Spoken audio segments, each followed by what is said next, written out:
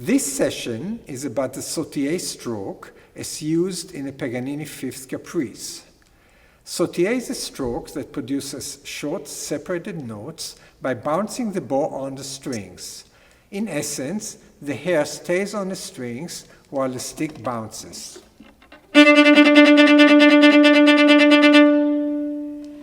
It differs from the slower spiccato, which also produces short separated notes, where the performer controls every stroke by lifting the bow off the strings in a pendulum-shaped swing.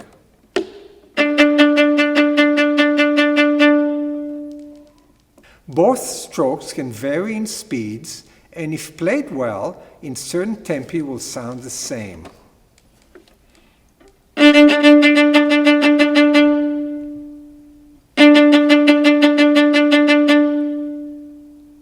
The Paganini Fifth Caprice is a wonderful study in sautille for violists. It is hard enough on the violin, but what makes it so challenging on the viola is controlling the quick string crossings and shifts, considering the distances and the contrasts in the thickness of the strings. These facts make the viola much slower in response than the violin, so practicing this piece is a real educational experience in understanding how the viola and the bow work playing this stroke. In my video, The Art of the Bow Arm, I explain and demonstrate how to develop this technique. Once you're able to play the stroke, practice controlling it in various speeds and dynamics, as well as using it in different parts of your bow, and have fun doing it.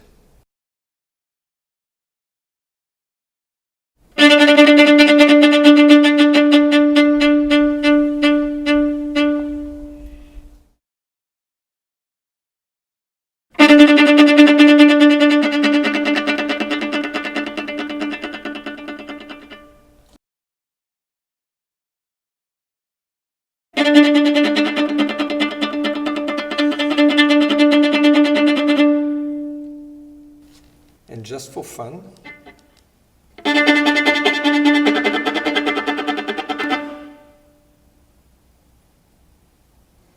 you can play sautille the frog.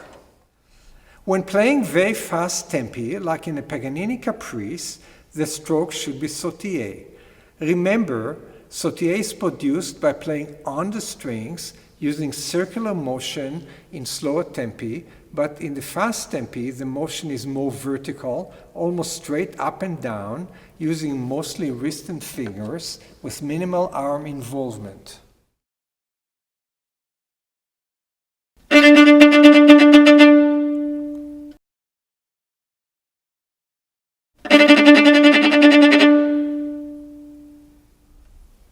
When applying the stroke to your piece, start in a slow tempo on the strings in a détaché stroke, using a clockwise circular motion with your arm, wrist and fingers.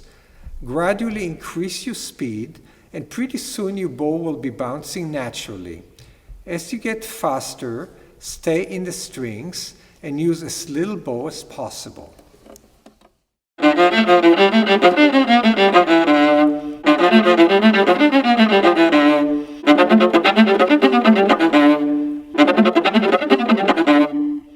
To help out with the articulations in the string crossings, practice accenting every beat in various tempi, and when getting the piece up to tempo, divide challenging passages into short sections, play each one, stop and proceed to the next one, then gradually make the breaks between the sections shorter, and eventually play the passages straight through without stops.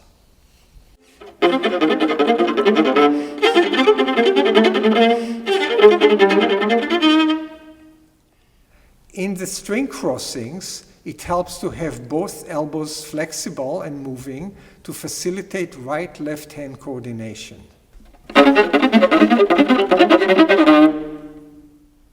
In order to get more clarity in the low string crossings and to avoid a scratchy sound, use more arm, find the right points of contact, and be in the best part of the bow for every string.